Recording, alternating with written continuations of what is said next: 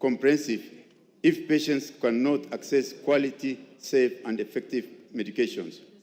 This is why the bill is not.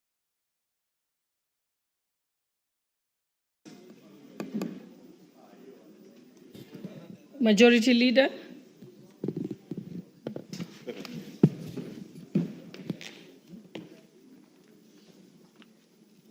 Honorable Speaker, I beg to lay the following papers on the table of the House today, Thursday, November 7th, 2024. 1, reports of the Auditor General and financial statements for the year ended 30th June 2024 and the certificates therein in respect of 1, the Kenya Primary Education Equity in Learning Disbursed Links Indicator, Program Credit number 7067-KE, Teacher Service Commission. 2, Study and Capacity Building Fund Project, Grant number CKE 6015, CKE 1043, 01F and CKE 1047, 01K of the National Treasury. 3, the National Treasury Capacity Strengthening Project, Grant number 55001550, 013902, ID number PKE K00-011 of the National Treasury. 4 is the Ethics and Anti-Corruption Commission Staff House Mortgage and Car Loan Scheme. And 5, support to water and sanitation services in peri-urban areas, KFW loan number BMZ 2013.6543.6, Adi Water Works Development Agency. Thank you, Honorable Speaker. Thank you. Next order. Order number 6, notices of motion. Order number 7, questions and statements. The first statement is by the member for Bumula, Honorable Wamboka.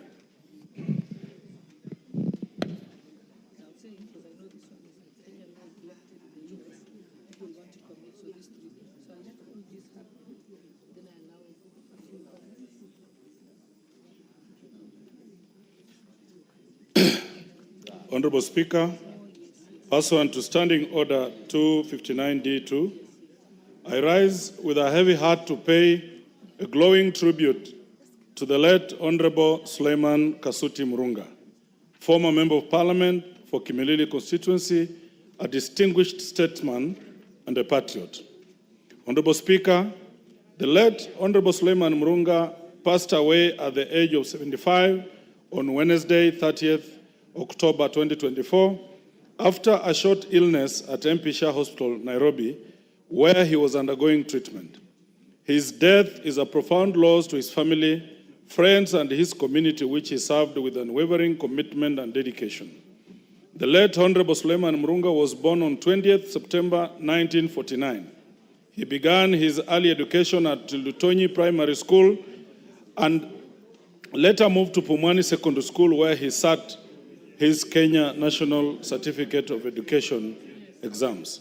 Honorable Speaker, the late Honorable Suleiman Murunga worked with many organizations, among them the Barclays Bank, Bank of Commerce and Industry, Kaplan Stratton Farm, Trademark Bank, and Gyro Bank.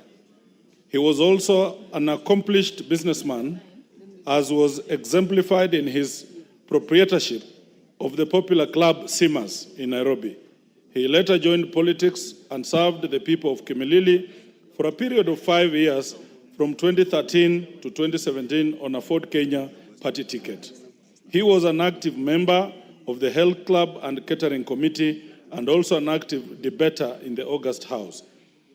He will be remembered as a champion for his community, particularly in education, providing bursaries to needy students and effectively utilizing the NGCDF for development and social justice.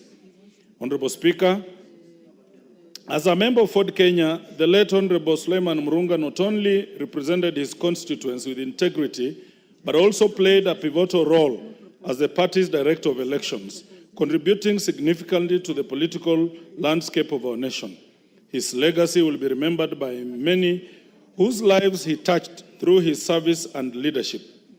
I urge my fellow legislators to honor his memory by continuing the work he was passionate about advancing the interests of the people we represent and strengthening our democracy. Honorable Speaker, on behalf of this House, may I extend our deepest condolences to the family of the late Honorable Suleiman Murunga, his friends, the people of Kimilili constituency, and the nation at large, as we pray for the soul of Honorable Suleiman Murunga to rest in eternal peace. May we all find solace in the memories of his remarkable life and be inspired by his example. Thank you, Honorable Speaker.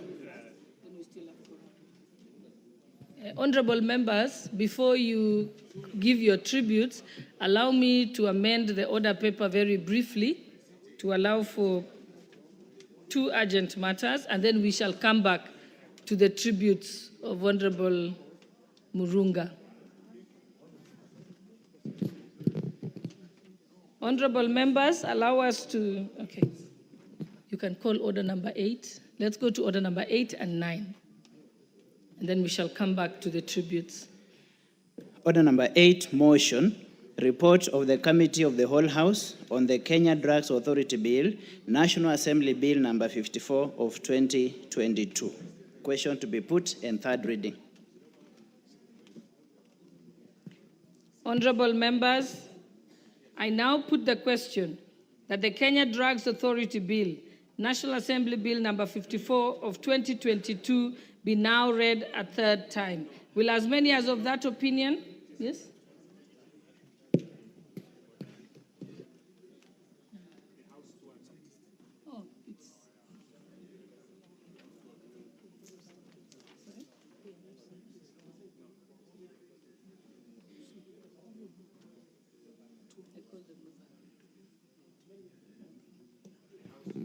Oh, honorable members, apologies. Looks like my order paper was not accurate. Listen. Had the question been proposed? Honorable Pukosa, had the question been proposed?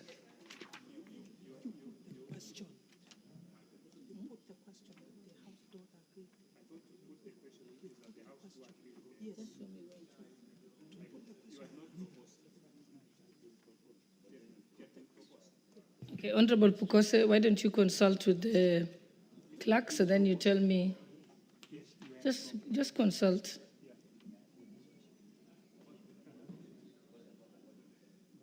You guys. Know what you do? Why don't you consult and agree? That's what I said.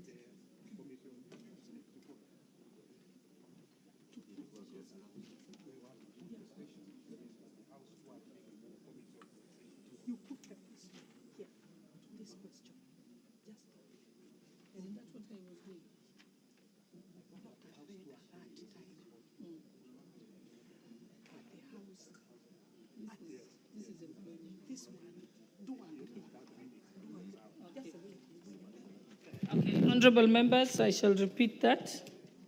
I actually should be putting the question the House do agree. So, honorable members, I now put the question that this House do agree with the report of the Committee of the Whole House on its consideration of the Kenya Drugs Authority Bill, National Assembly Bill number 54 of 2022. I've put the question. So will as many as of that opinion say aye? Aye. Will as many as of the contrary opinion say nay? The ayes have it.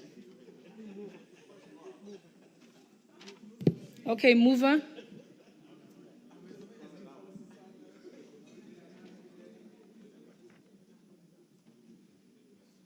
Honorable Speaker. Okay. Honorable Speaker, I beg to move that the Kenya Drugs Authority Bill, National Assembly Bill number 54 of 2022, be now read a third time. Honorable Speaker, the Kenya Drugs Authority Bill 2022, that's National Assembly Bill number 54 of 2022, that I sponsored, was published on 6 October 2022 and went through the first reading on 5th May 2022 and was thereafter committed to the Departmental Committee on Health for consideration. The second reading of the bill was concluded on 18 October 2023, and the bill progressed to the Committee of the Whole House, which was concluded yesterday, 6 November 2024. Honorable Speaker, the Departmental Committee on Health, which I am privileged to chair, had proposed amendments to improve the bill and make it more effective and to address emerging issues such as parallel importation of health products and technologies, pharmacovigilance, and post-market surveillance. Honorable Speaker, noting the pertinent importance of the bill in promoting and guaranteeing the quality, safety, and efficacy and effectiveness of health products and technologies in the country, 7 members, namely Honorable Peter Kaluma, Honorable Dr. Otiende Amolo, Honorable Milia Thiambo, Honorable Irene Mayaka, Honorable Andon Oluoj, Honorable Dr. James Nikal, and Honorable Martin Peters Owino, proposed several amendments. This led to a winnowing process for purposes of harmonization of the proposed amendments from Clause 23. That process, Honorable Speaker, culminated in the amendments that the Committee of the Whole House considered and approved yesterday. I must therefore commend my colleagues in the Health Department and my colleagues who brought the amendments and who took their time to propose the amendments, participate in the winnowing process, and in the Committee of the Whole House.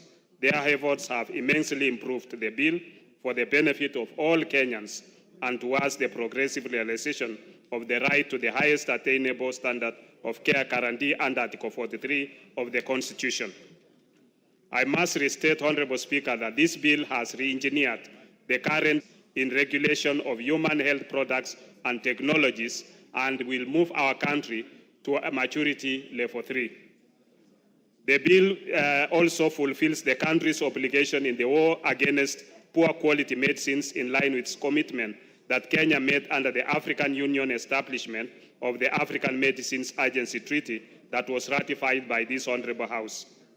Honorable Speaker, I want to thank the honorable members who participated and who had keen interest, especially our majority leader, Honorable Ichungwa, who actually, and yourself, Madam Speaker, who prioritized this bill to make sure that it is seen the day.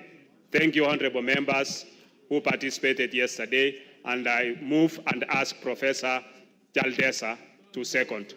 And I also want to thank the chair of the Committee of the Whole House, the member for Emuhaya, and Mwalimu, a great man, for having yesterday chaired. I want to move and ask Honorable Julistah to second. Honorable Julistah, you may proceed. Thank you, Honorable Speaker. On behalf of the Committee of Health and that of myself, I want to support the bill. The Kenya second the bill. The Kenya Drug Authority Bill, National Assembly Bill number 54 of 2022, was sponsored by Honorable Dr. Robert Kose. It's a very important piece of legislation. It's a bill that will enhance the health and well-being of Kenyans. It's also a bill that will address emerging challenges that we are facing as a country in terms of the safety of the drugs being sold within or imported from within into the country. I therefore commend Honorable Kose for conceptualizing and introducing the bill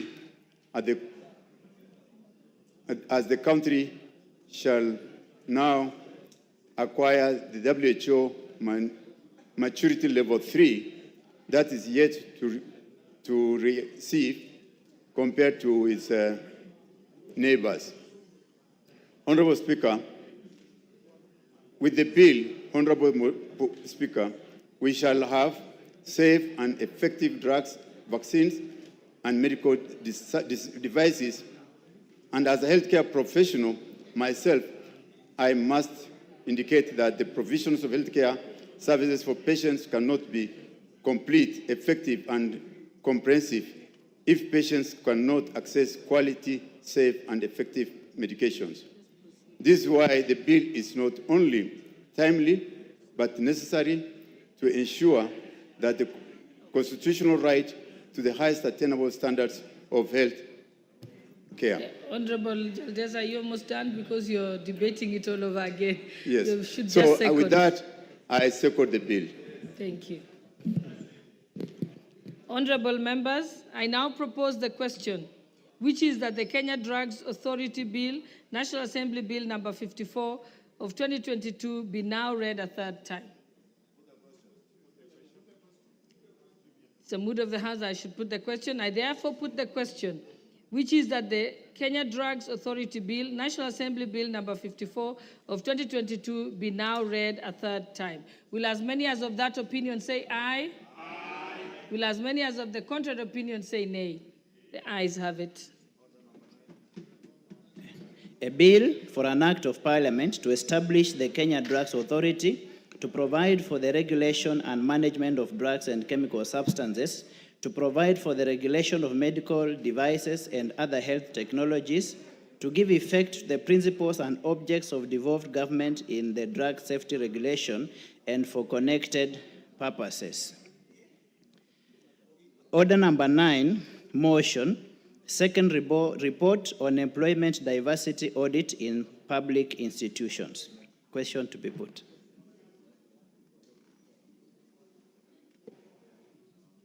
Honorable members, I now put the question that this House adopts the second report of the Select Committee on the National Cohesion and Equal Opportunity on the Employment Diversity Audit in the public institution laid on the table of this House on Thursday, 21st March 2023. Will as many as of that opinion say aye? Aye. Will as many as of the contrary opinion say nay? The ayes have it. And now, honorable members, like I had informed you, that with your permission, I had reordered the order paper.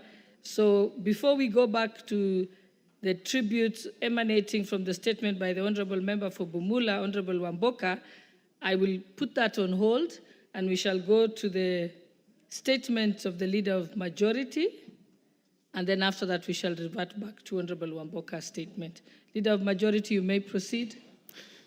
We understand you have other duties to go to. Thank you, Honorable Speaker, for your indulgence. And allow me, Honorable Speaker, first to take this opportunity to convey my very heartfelt condolences to the family, friends, and relatives of the late Honorable Murunga, who I was fortunate to have served with in this House in the 11th Parliament. And he was indeed a great man and a great member of this House. Not to mention a very good and polished business person who ran one of the most successful businesses along Kenyatta Avenue, in the Simas restaurant, where I would patronize when I was in my youthful years as a student of the University of Nairobi. Therefore, Honorable Speaker, also allow me to convey my condolences also to the family of the late Honorable Opore, the former member for Bonchari, who also passed on. With that, Honorable Speaker, thank you also for indulging me to read my statement and then go attend to other national duties outside of the House.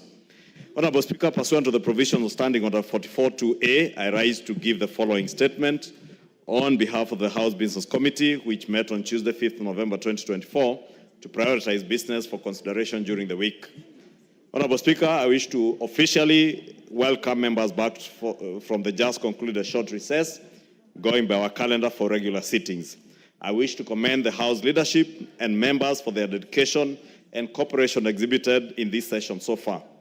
As we recollect and appreciate what has been achieved, I wish to point out that the mission of the 13th Parliament is not over yet. We still have a significant number of legislative proposals in the form of bills, statutory instruments, and committee reports that need our very keen attention. Unfortunately, Honorable Speaker, time and tide waits for no man. And therefore, to complete our mission before we head to the long recess, we need the collective efforts of each and every member and all our committees of this House before we proceed on the scheduled recess at the end of the first week of December. Honorable Speaker, with regards to business scheduled for Tuesday next week, the House is expected to continue with the following bills, some of which are listed in today's order paper. 1, Committee of the Whole House on the Statute Law Miscellaneous Amendments Bill, National Assembly Bill number 67 of 2023.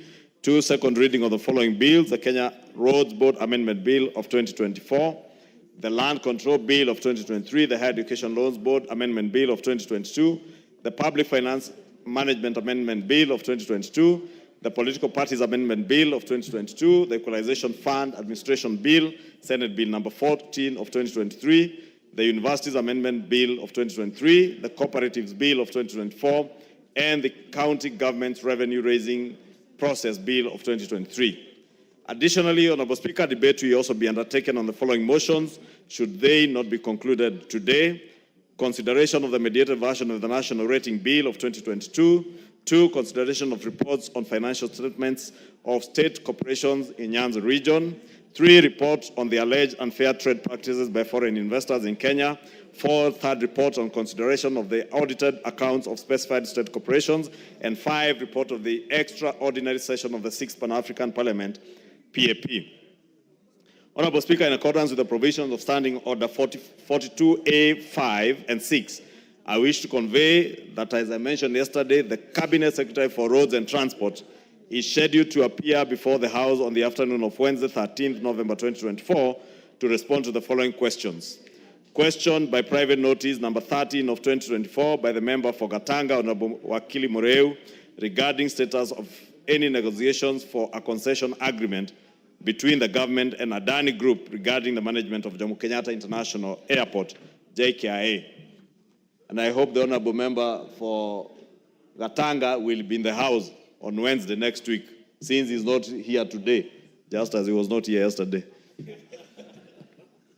2 is questioned by private notice number 14 of 2024 by the member for Embakasi West, the Honorable Mark Mwenje, regarding provision of a comprehensive report on the amount disbursed to KERA for the financial year 2023-2024 as at September 2024 for Nairobi City County and the measures being taken to address the inordinate delay. The Honorable Mark Mwenje is here, is heard. Question number 167 of 2023 by the member for Baringo Central, Honorable Joshua Kandie, MP, regarding criteria used and applied by the Kenya Roads Board to determine the amount of funds allocated to each constituency. Question number 168 by the member for Mwingi North, Honorable Paul Nzengu, MP, regarding reasons why a section of the road between Kamuongo Market and Kuso Market is not tarmacked. Question 178 by the member for Kinango, Honorable Gonzi Rai, who is away on official business with the Speaker, regarding regarding the issuance of demolition notices against Makinon Road Trading Center buildings by Kenha. Question number 13 of 2024 by the member for Funyula, Dr.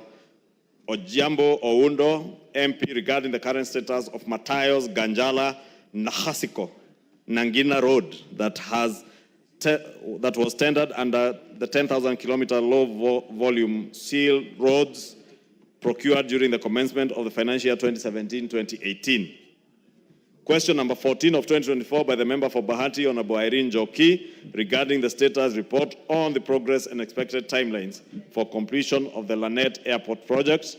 Question number 69 of 2024 by the member for Westlands, the Honorable Timothy Wanyonyi, MP, regarding the status details of the approved design of Wayakiwe, including the road profiles, all road signages, road lighting, service lanes and pedestrian walkways and crossings, and clarify whether the ongoing construction works on the named road are being carried out in accordance with approved design. Question number 70 of 2024 by the member for Malava, Honorable Malulu Ijendi, regarding the progress report on construction of Class A1 Kakamega Kaburengu Road, whose construction commenced in October 2012. Question 73 of 2024 by the member for West Mugirango, Honorable Stephen Mogaka, MP, regarding the scope of works assigned to the contracted entity responsible for maintaining of Sironga Bonyunyu Road in West Mugirango constituency. Question number 78, 2024, by the member for Luanda, Honorable Dick Maungu, MP, regarding reasons for the delay by the contractor in upgrading Maseno Kombewo Road to bitumen standard, given the deplorable and impassable condition of the 5.1 kilometer stretch from Maseno to Opasi in Luanda constituency. Question 79 of 2024 by the member for Oyata, the Honorable Basil Robert, regarding reasons behind significant delay in the completion of construction of Matu Ekalakala Kiwandini Road to Kwasioni Road in Yata constituency. Question number 127 of 2024 by the member for Laikipia North, Honorable Sarah Korere, who is always in the house, and you can see she's there, Honorable Speaker, regarding reasons for delay in completion of the construction works on Doldol Nanyuki Road in Laikipia North constituency. Honorable Speaker, I can confirm in relation to what Honorable Sarah Korere said yesterday, we will make effort to notify members whenever a cabinet secretary is not going to appear before the House so that they are able to organize themselves, as the Honorable Sarah Korere requested yesterday. Question number 131 by the member of 2024 by the member for West Pokot County, the Honorable Rael Kasiwai MP, regarding the rationale behind the stalling of Barpelo Tot Marich Road project and the expected date of commencement of the stalled project. Question 132 of 2024 by the member for Kajiado South, Honorable Samuel Parashina, I hope he's in the house today, MP, regarding the details on the status of the construction of Ilasit Rombo Taveta Road. Honorable Speaker, I saw him protesting yesterday when I mentioned that he's never in the house. He's not in today again.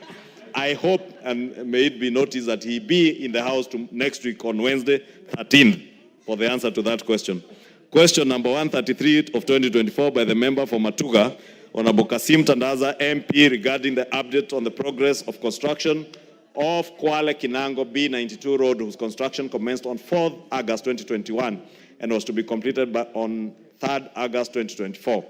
Question number 137, 2024, by the member for Igembe Central, the Honorable Daniel Karido Kili, MP, regarding the construction of Kangeta Mutine Kathelwa Dhuru Road that has stalled since 2016. Question number 138 of 2024 by the member for Mwingi West, Honorable Charles Ngusia, MP, regarding the status of construction of the remaining 25-kilometer stretch section of the Kibwezi, Kitui, Kabati, Migwani, Mbondoni Road to bitumen standard, which has stalled. Question number 139 of 2024 by the member for Matayos, the Honorable Godfrey Odanga, MP, regarding the status of the Kisumu, Kisian, Busia, Kakira, Malaba, Busitema, Busia Expressway projects. Question number 140 of 2024 by the member for Eklomani, the Honorable Bernard Shinali, MP, regarding the construction status of E9127, Mulundu, Shitoli, Malinya, Lusui Road. Question number 141 of 2024 by the member for Machakos, Honorable Joyce Kamene, MP, regarding the status on the approved designs of Mlolongo, Kware, Katani Road, and whether the design adheres to the principle of durability and sustainability of roads serving heavy trucks. Question number 142 of 2024 by the member for Semen, Honorable Nikal, MP, regarding the reasons for the delay in the completion of construction works for upgrading to bitumen standard of Maseno, Kombewa, Wangarot, Kalandini Road, RWC 119, since its commencement in 2016. Question number 143 of 2024 by the member for Wundanyi, Honorable Danson Mwashakwa, MP, regarding the funding and delays in completion of the Mto Mwagodi, Mbale, Wundanyi, Weruga, Mukhange, Bura Road projects.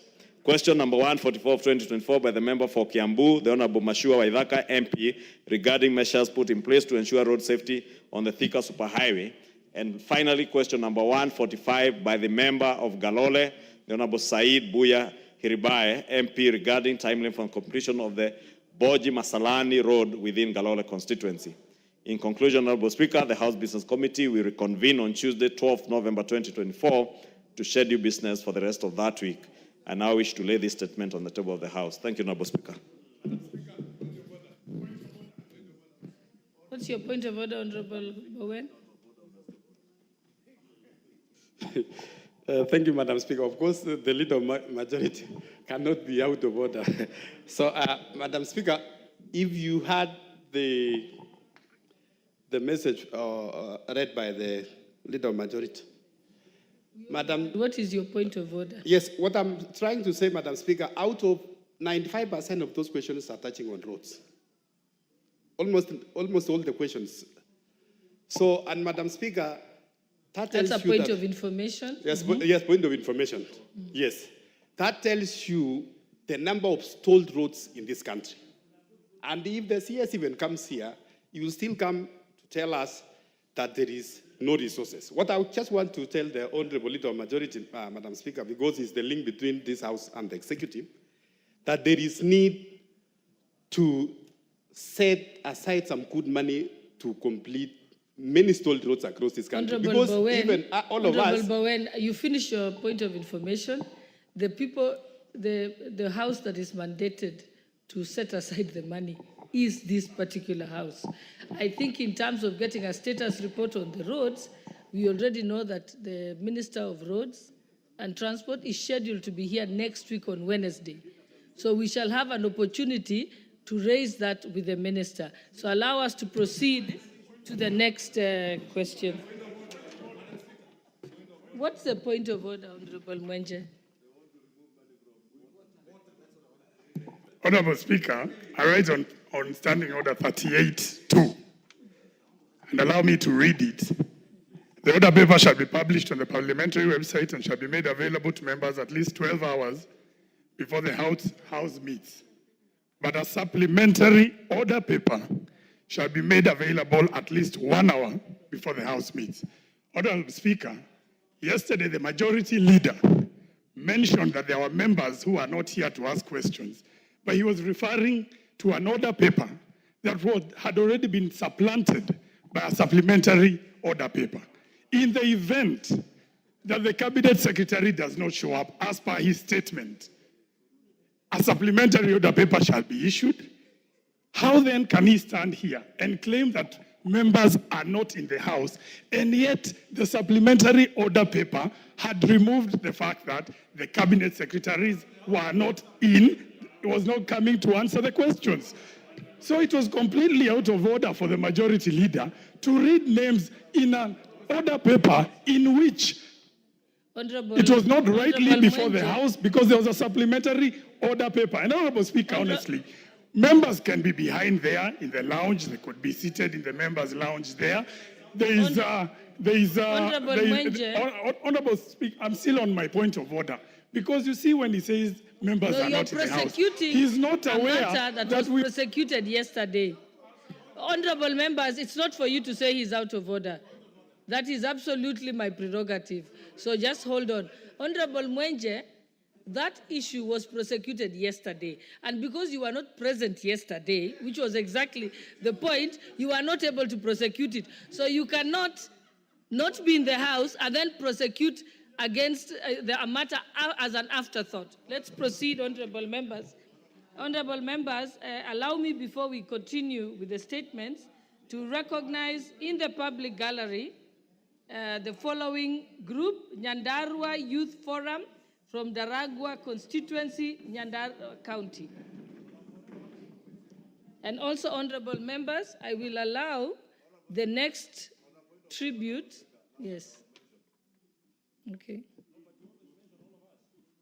Honorable Speaker, maybe just to set the record straight, because, Honorable Speaker, you know, as a leader, I would not want to be in a position where I embarrass any member.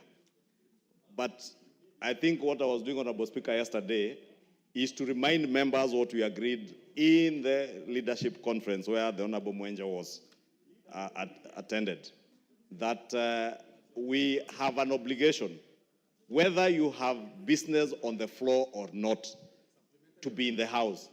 In fact, our own constitution and standing orders expect of us to transact business in this House in an open manner that is open and transparent to members of the public, because we are accountable to the people who elect us.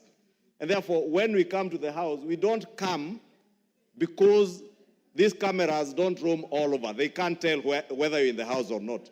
But it is expected of us that we are responsible leaders who will be in the House, whether your constituents are watching you or not. You must be in the House to transact, because we are all paid, Honorable Speaker. As much as we have no sitting allowances today, and we are no longer paid sitting allowances, but we earn a salary to be in the House, to legislate on behalf of our people, to represent them. So no member should take offense that I indicated the members who are scheduled to be in the House who are not in the House. And I wish there was a way we could even be making it known to the world which members are not in the House at a particular time. And with that, Honorable Speaker, since I had sought your permission to leave for other business, I will beg to leave now. Honorable members, for orderliness, now that we already received the statement as the tribute for the late Suleiman Kasuti Murunga, I will also allow Honorable Member for Emuhaya, Honorable Omboko Milema, to give his tribute, and then members who are interested in giving tributes on both of the one of Honorable Murunga and the one of the Harambee Stars player Austin Oduor Origi, you can then give them interchangeably. So press the intervention button if you want to respond to that. Then we'll move to the other statements. So if you are not on these two particular ones, remove your name, your card from the intervention button. Thank you. Proceed, Member for Emuhaya. Thank you, Honorable Speaker.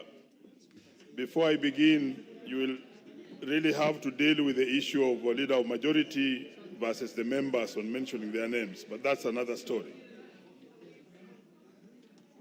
Honorable Speaker, allow me to do a general statement regarding the demise of legendary Austin Makamu Oduor Origi.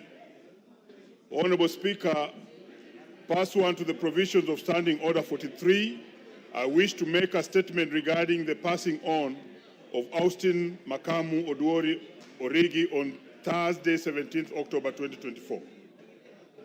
Honorable Speaker, the late Austin Oduor, a legendary footballer, was born on 21st July 1959 Order, in honorable Nairobi. Members, it's To respectful the late Johannes Origi be quiet Onyango when and the tributes are late being Mama made. Leonida Apondi Origi. Oduor's journey as a footballer began in the streets of Ziwani Estate in Nairobi, Eastlands, where he and his childhood friends, including Samuel Wino, who later became his teammate and captain at Kogalo FC, Chao and Devi shared an insatiable passion for football. They crafted makeshift football from cloth scraps tied together with strings, which they played on the streets and open fields of Ziwani Estate. Reflecting on these early days, his friend and teammate, Sami, at Highway Secondary School, and soon after joined Umeme FC in 1976, before signing for Gor Mahia in 1980. He was mentored by grassroots coaches like Pirate Landindo and Oti Father, who helped nurture his football talent from the young age. Coming from a family of distinguished footballers, both locally and internationally, Oduor was also the father of Arnold Origi, Kenya's long-time first-choice goalkeeper and the only Kenyan to play in Europe for over 15 years. Austin captained Kogalo to 3 consecutive Premier League titles in 1983, 1984, and 1985.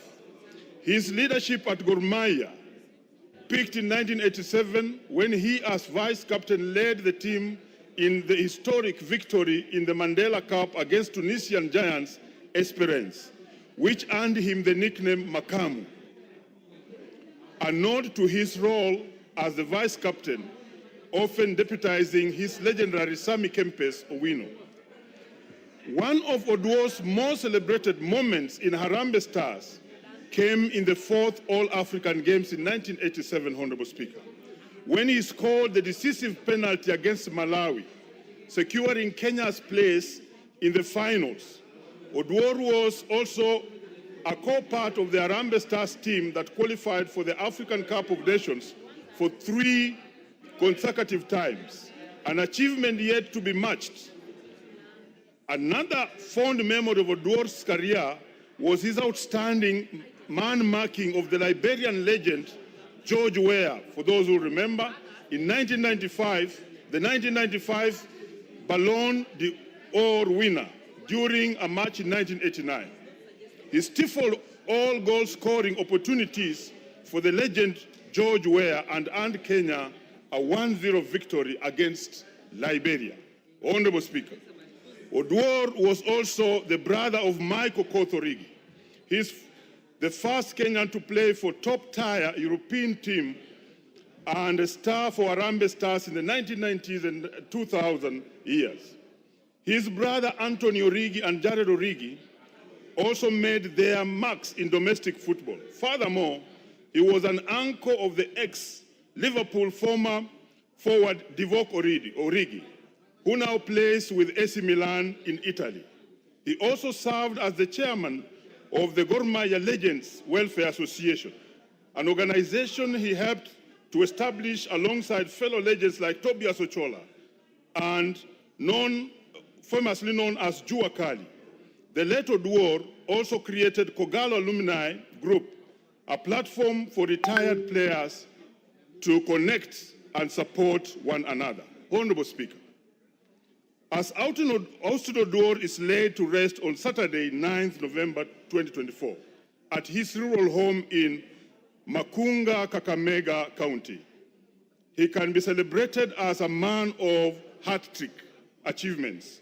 These include leading Kogalo, that's Gor Mahia, to 3 consecutive domestic Premier League titles in 1983, 1984, and 1985. 2, helping Harambee Stars to qualify for the African Cup of Nations 3 times.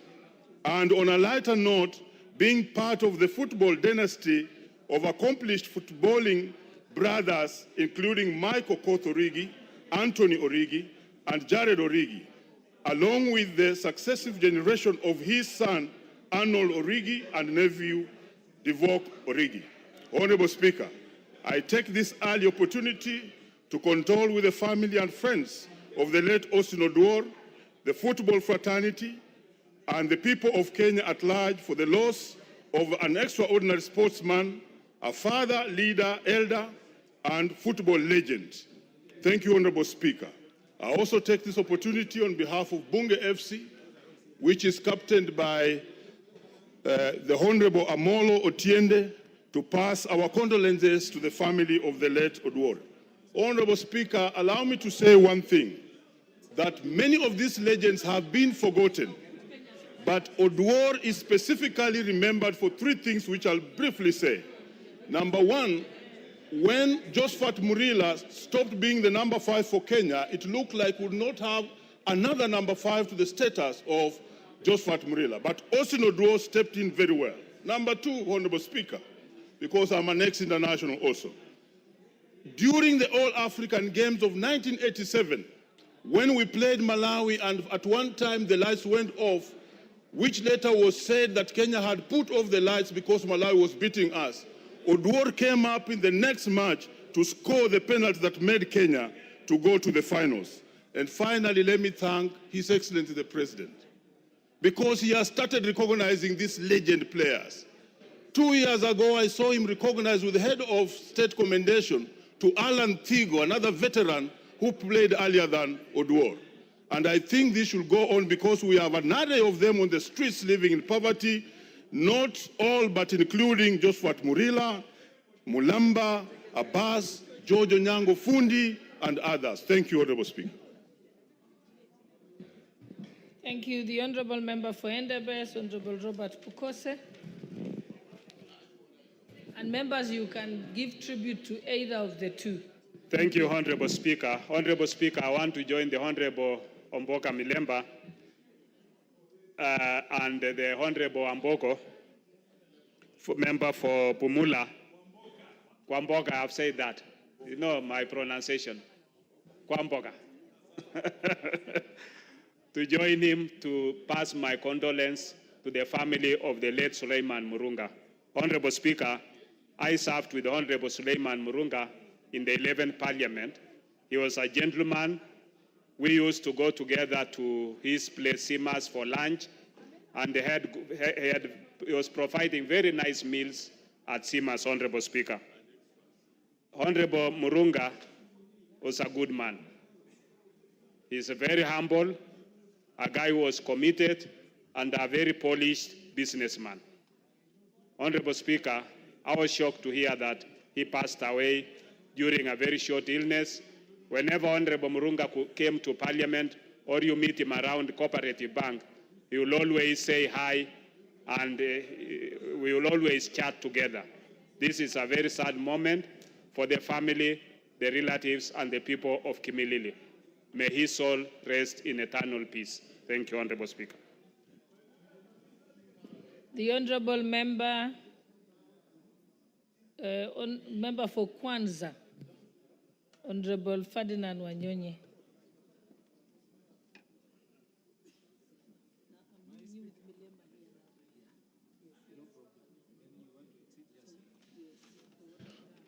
Thank you very much, Madam Speaker, for giving me the chance also to pass my heartfelt condolence on behalf of myself, my family, and the people of Kwanza to the family of the late Suleiman Murunga, about the one that I personally worked with. We were in Parliament here. As just mentioned by Dr. Bokose, we were here in the 11th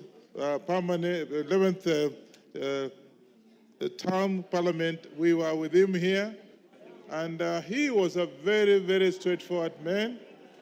He is somebody that, if anything else, he was a hard-working person. As just mentioned, Madam Speaker, Suleiman Murunga was a very successful businessman in Nairobi, and most of us who are still young actually got quite a number of good lessons from him. He was actually running a famous restaurant opposite 680 Hotel, and much more. Of course, he was a very outgoing person, and I remember he came to my constituency in Kwanza and even helped me do some fundraising for my constituency. Honorable Murunga is somebody who has worked very hard in his constituency, and of course, safe to say, the current member of parliament is Mheshimiwa Ditmas, who is not here, but he, I think, will be coming very soon. And they actually picked up from where Mr. Murunga left, and therefore, I want also to mention that Murunga was actually, as mentioned by Mheshimiwa Wamboka, he actually was the director of election in Fort Kenya, where I am the deputy director of Fort Kenya, and he was actually our director of elections, and actually he did very well. During his time, we had so many members of parliament in this house. Therefore, on my behalf, on behalf of my constituency and my family, I pass my heartfelt condolence. And we are having a fundraising on 14th of this month. Those of you will be able to help us, I think, to be able to escort the body to Kimilili. Please, members of parliament, you are most welcome. I think we'll give you the paybill number so they can be able to assist us to be able to support. The Honorable Member from Diwa, Honorable Martin Olo. And honorable members, let us keep this to 2 minutes so that other members get an opportunity. Thank you, Madam Speaker. It's very sad to lose people at this rate. And I want to condole with the family of Murunga as well as the family of Austin Oduor. Just want to say a few things about Austin. Madam Speaker, this is the most finest team captain we ever had in Kenya. And there are some few things that he displayed even on the field that we should take as a lesson and do everywhere we can. Was skillful, that's true. Was disciplined, honest, humble, and also a composed skipper. And I want to thank Honorable Mboko. You have really eulogized our brother in all the talents he displayed when he was on the pitch.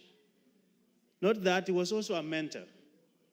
He mentored so many people, and out of those mentorship, his own child came out, Arnold Origi, a former Harambee Star goalkeeper, as well as Divock Origi, a former Liverpool and now AC Milan, as well as Michael Koth, who is also his brother. So he was also a mentor in the pitch. I pray that we may do more to footballers and any athletic, those who are in the athletic field as well, because It's one thing to eulogize them, but it's another thing to recognize them when they're still living and support them in that system. So with those few remarks, I really want to condole Austin, because during his time is when we got the Mandela Cup in 1987, and it was very sweet. May God give courage and also comfort to the families. Thank you, Madam Speaker. The Honorable Member for Bungoma, Honorable Catherine Wabilianga. Thank you, Honorable Speaker. I also join the rest of the members in condoling our fallen hero, the former member of Kimilili, Member of Parliament for Kimilili, the Honorable Suleiman Murunga, who hails from my county, and more so, a very, very polished politician who stood by his people. And Murunga was known as a very, very polished business person as well. But most importantly, we remember Murunga because as a politician, he was a Muslim, fine.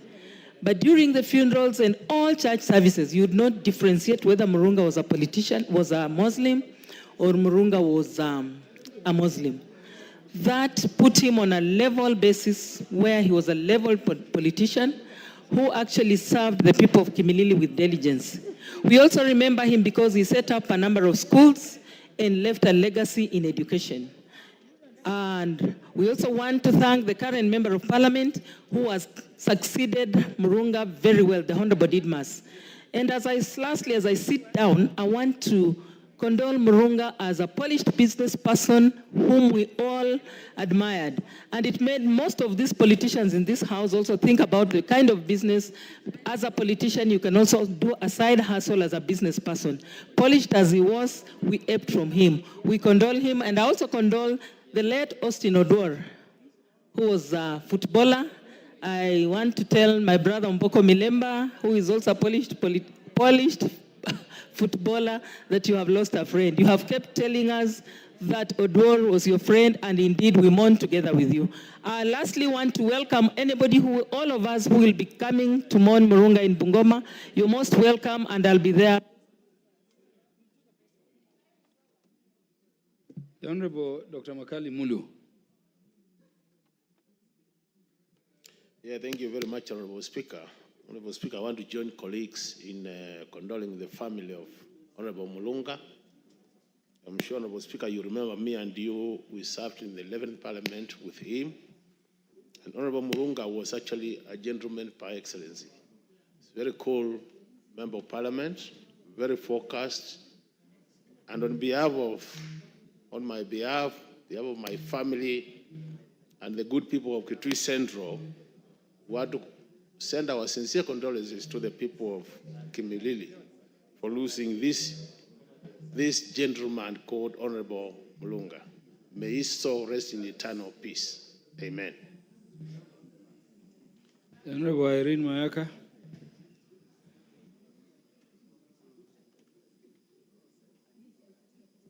Thank you, Honorable Speaker. Honorable Speaker, I also stand to give my sincere condolences to the late Honorable Suleiman Murunga and his family and the people of Bungoma County for losing an astute politician.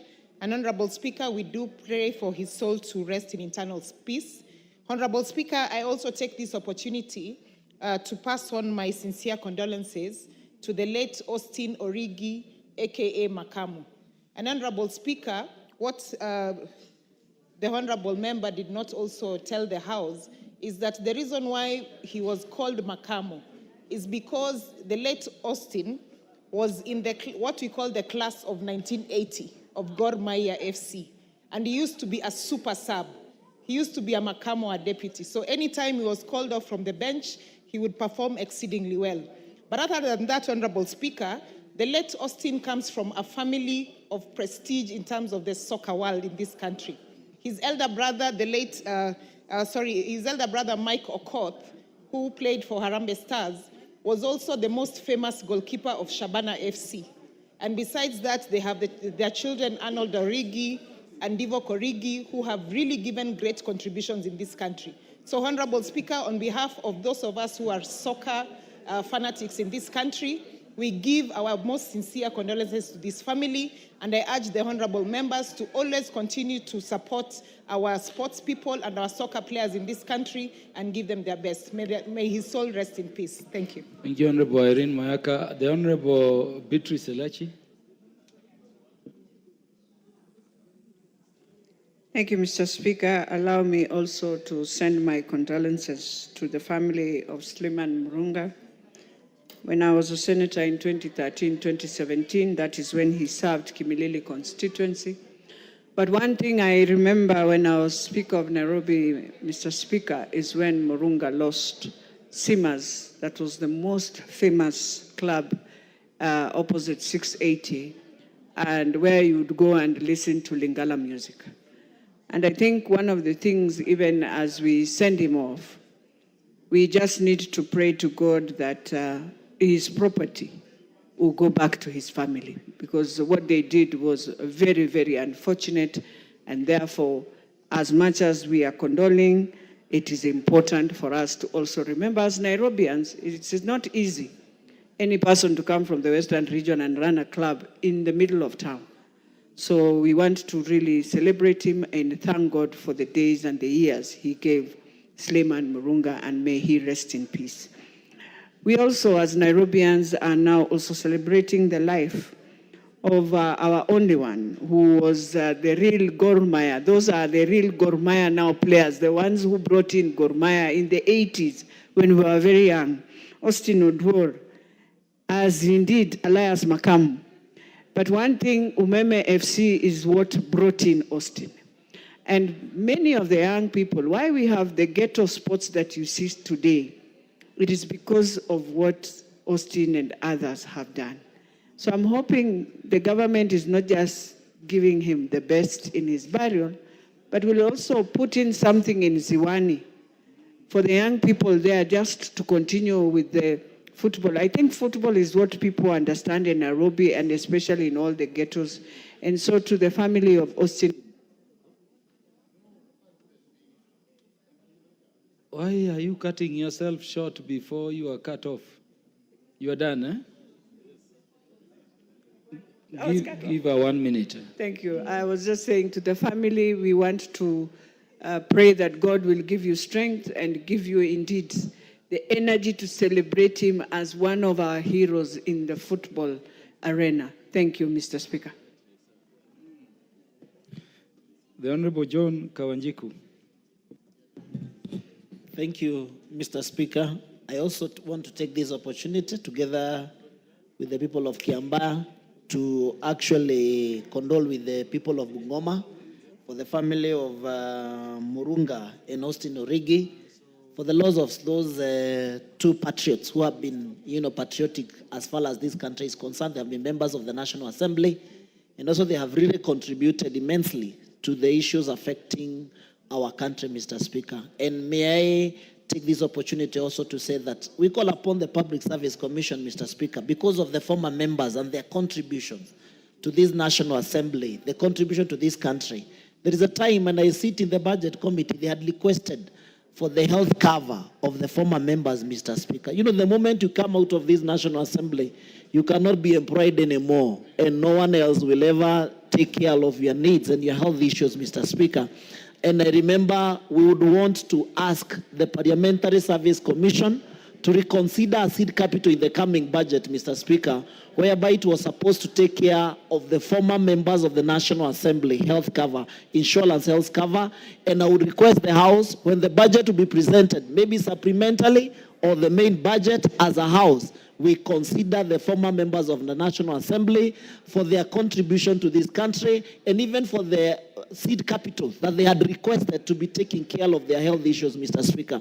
And with that, because those members have seriously contributed heavily as far as building this nation is concerned, and therefore they were asking for about 1 billion shillings for the insurance health cover, Mr. Speaker. It is nothing much to us. And therefore, in that spirit, I request the House, when that time comes, we consider that part of making sure that the former members, they have a health insurance cover. I pay my condolences. The Honorable Joshua Kimilu, MP for Kaiti. Thank you, Mr. Speaker, for giving me this opportunity to give my condolences to the family. Mr. Speaker, I want to take the opportunity for me, on behalf of me and my family, to give my condolences to the family of the late Honorable and also the people of Kimilili. Me personally, I didn't know the Member of Parliament one-on-one, and Mr. Speaker, because he's a colleague of one of our colleagues, Mr. Speaker, we want to tell the family to bear the loss, and also that our prayers and our condolences will heal them, because, Mr. Speaker, we know that according to what I was trying to read the history of the honorable member, Mr. Speaker, he was loved by his constituency, and he was man of his own words, and as I can quote, alikuwa mchapakazi.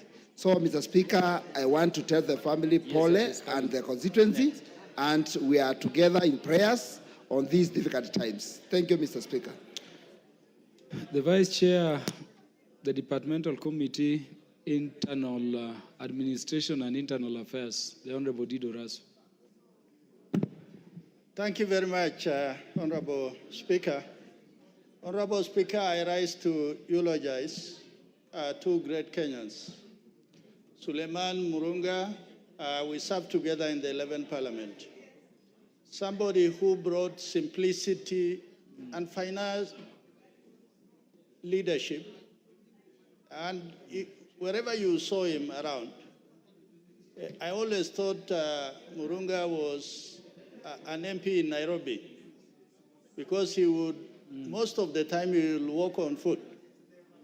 And the other thing which I came across, he was an easy person to get along with. Until sometimes I used to ask him, are you in government or opposition? Because across the divide, he never had that separation. Honorable Speaker, Austin Odor, those days when we had the KBC as the only radio and KBC as the only TV, you will hear Austin Nampira. Those gentlemen, during their time, they did it for country and play. They never did it for anything. They were among the poorest, if you looked around. They came from less endowed families. But the greatness is they put Kenya on the map. Football was football when those guys were playing their heart out, and everybody enjoyed it. Let alone this time when there's a lot of money, and people actually are not fighting over players, they are fighting over money.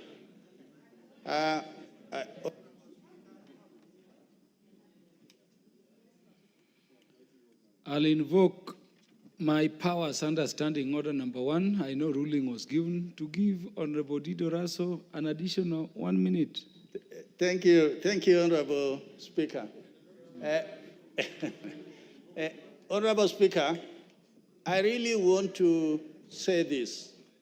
I thank Honorable Omboko Mlemba and Kwamboka for actually bringing these two eulogies or messages of condolences to the House. We may not give much, but sounding it from the floor of the House, from the National Assembly, it sends a message to this country that if you contributed something, there are those who know about it. Thank you, Honorable Speaker. May their souls rest in eternal peace. The Honorable Japhet Nyakundi. Thank you, Mr. Speaker. I also want to convey my sincere heartfelt condolences on behalf of the people of Kitutu Chache North to Honorable Suleiman Murunga, who was a former member of parliament for Kimilili. I knew Mr. Murunga through his son, Brian. Mr. Murunga was an astute businessman in Nairobi who had a serious club in between the green city of Nairobi. So I want to convey my sincere condolences on behalf of my people and wish the family a befitting send-off as they send him to rest. Secondly, I also want to convey my sincere condolences to Austin Origi, the Gor Mahia footballer. On behalf of the people of Kitutu Church North, I never knew him, but he was a footballer. He's one of those people who made sure that our country in terms of football is in the map. So I want to convey my sincere condolences on behalf of my people. Thank you so much, Mr. Speaker. The chair of the Departmental Committee on Education, the Honorable Julius Meli. Thank you, Mr. Speaker. Mr. Speaker, I stand on behalf of the people of Tindred to convey my sincere condolences to the late Honorable Suleiman Murunga, whom we served together in the 11th Parliament. As indicated by my colleagues, Honorable Murunga was a man of, was a humble leader, an astute politician, and more importantly, a businessman par excellence, in the sense that on issues that he had in this city, Mr. Speaker, he actually did his work well. I want to convey my condolences to the family, the people of Kimilili, and to this current sitting member of parliament, because he has lost his constituent and a former member of parliament. On Austin Oduor, Mr. Speaker, I want to say this. Austin and the ilk of this time played with a lot of passion, a lot of commitment, with a lot of patriotism that the current generation need to emulate a lot. That even the football fraternity in this country, if they had picked from the time of Austin, this country would be at the level of the international community. We want to laud them, and we want to pass the condolences to the family, the relatives, and to the football fraternity of this country for the loss of Austin Oduor. Thank you, Mr. Speaker. And lastly, the Honorable Onyango Koyo, MP for Moroni.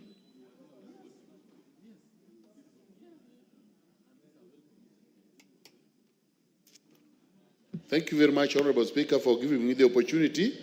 Mr. Speaker, I want to seize this opportunity to pass my reserved condolences on behalf of myself and the people of Moroni for the sad loss of my colleague, former Member of Parliament for Kimilili, Honorable Suleiman Murunga. I knew Suleiman Murunga as a banker, then later on as a businessman in Nairobi, and he did us very proud because for a long time it was mistaken that only members of one community were the good businessmen who could run their business successfully in Nairobi. But Murunga came and corrected this ill and started his business and pushed it very far that he had he had a lot of success in his businesses, and he went a long way to employ people from up country and within and without Kenya. I want to pass my condolences. This will be a second stage because I was present when we were holding a rampe for the departed soul of Austin Oduor of Gor Mahia. I said that I cut my political teeth from Gor Mahia because as they were playing, we were the young outfit that were guarding the players. And I knew Austin very closely, very, very closely, as a very dedicated player. He had a lot of self-discipline. And the man who gave his all to his country, his team and his country.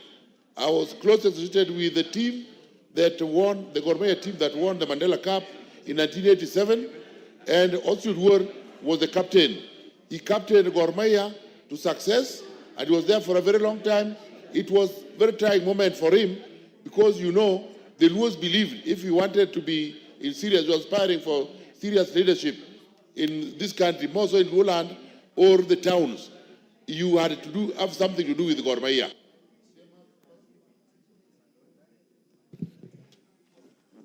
So, honorable members, on behalf of the Speaker of the National Assembly, the Right Honorable Moses Masika Wetangula, together with the tributes already registered by the members who have spoken, we condole the families of these two Kenyan patriots. the Honorable Wanami, not Wanami, but the Honorable Suleiman Kasuti Murunga, and Mr. Austin Oduor Origi, the patriots who contributed in their great ways in serving this country. May God strengthen the families. May God comfort the families. And in their last honor, honorable members, I wanted to request all of us to be upstanding for 1 minute silence.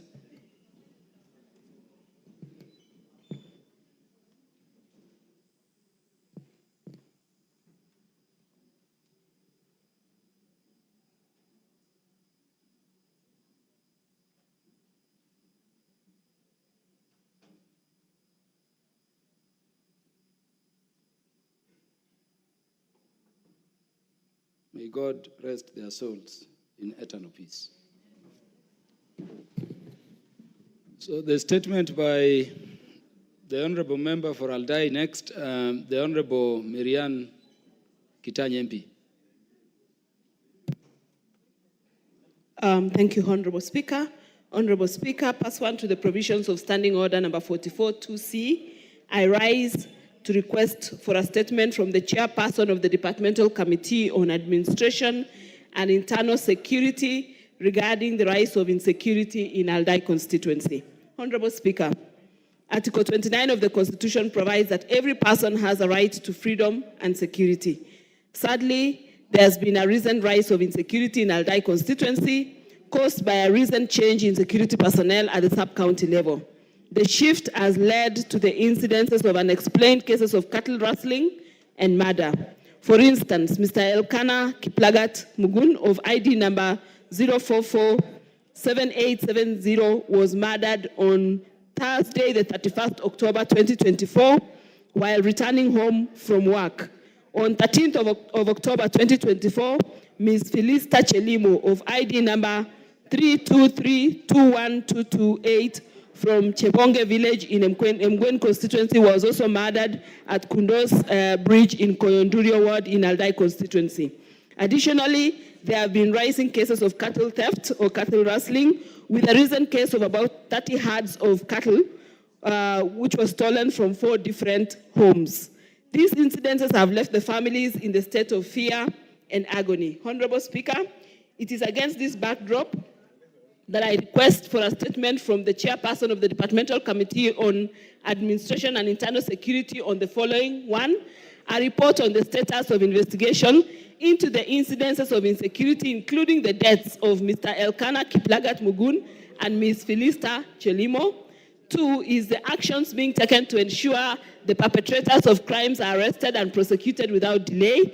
And 3, the measures being put in place to curb insecurity and cattle rustling in the constituency. And finally, a report on the recent changes in security personnel at the sub-county level and whether the insecurity incidences being experienced currently could be linked to the changes. I thank you, Mr. Speaker. The Chair, Departmental Committee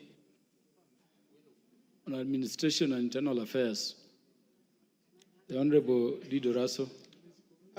Thank you very much, Honorable Speaker. Honorable Speaker, this morning we had an extensive discussion with the Inspector General and the commanders of the National Police Service. And the major reason of our discussion, to the extent that we went into camera, was to address the issues of rising insecurity that we believe is being perpetrated by criminal syndicates. Honorable Speaker, I have heard the MP for Aldai, what she has raised, and I request you give us 2 weeks and we'll be able to provide a comprehensive answer to our statement. Meanwhile, I must add that the police are generally doing a good job, but we have also seen within the police an element of rogue elements. Either they are not doing their job or they are acting outside the law. But that is a discussion for another time. But considering her statement is important, we must address it as a committee, and we request for 2 weeks. Thank you, Honorable Speaker. The Honorable Marianne Keitany.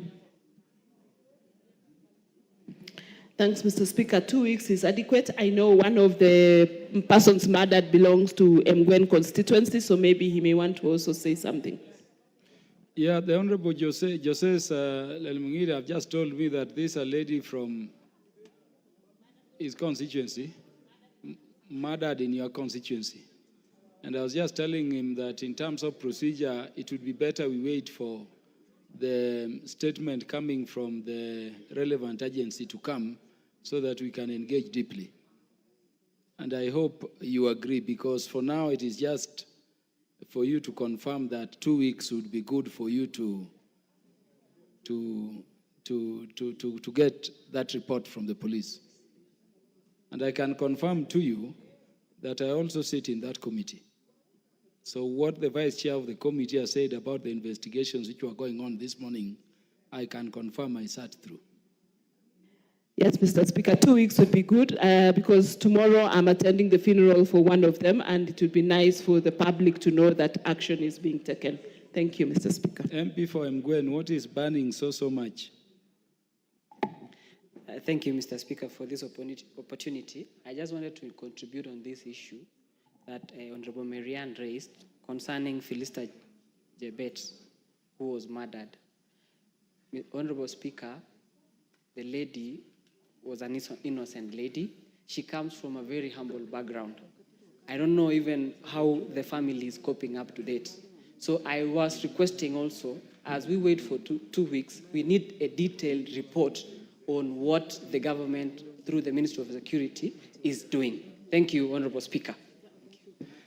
So the statement will be given in 2 weeks through the chair of the departmental committee concerned. The Honorable Irene Mayaka, MP.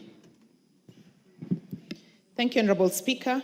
Honorable Speaker, I stand to give a general statement regarding recognition of Honorable Julistah Momanyi Hitsley. Honorable Speaker, pursuant to the provisions of Standing Order 25-2B, I rise with great pride to notify the House of the incredible achievement of the Honorable Julistah Momanyi Hitsley on her historic victory of being elected as a member of the Minnesota House of Representatives, USA, in the recent elections. Honorable Speaker, the Honorable Hitsley's success is a shining example of courage and determination, and it brings immense pride not only to her community, but to the entire nation of Kenya on the unlimited potential of our people to achieve greatness beyond our borders. Her achievements resonate far beyond Minnesota. It is a profound inspiration to women leaders across Africa and Kenya, especially those who aspire to make an impact in public service.